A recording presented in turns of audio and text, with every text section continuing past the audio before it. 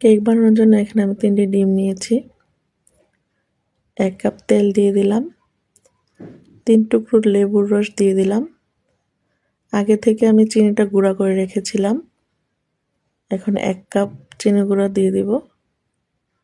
সবগুলো উপকরণ আমি ব্লেন্ড করে নেব। ব্লেন্ড করা হয়ে গেছে। এখন শুকনো উপকরণগুলো ময়দা, কর্নফ্লাওয়ার, বেকিং পাউডার, লবণ, গুঁড়া দুধগুলো আমি চেলে নিব। উপকরণগুলো আমি একসাথে মিক্সড করব না, অল্প অল্প করে মিক্সড করে নেব।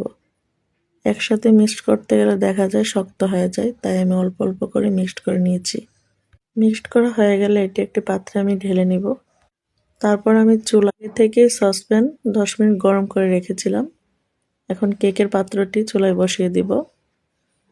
কেকের পাত্রটি এমনভাবে ঢাকা ভিতরে বাতাস না ঢোকে। হয়ে গেল কেক।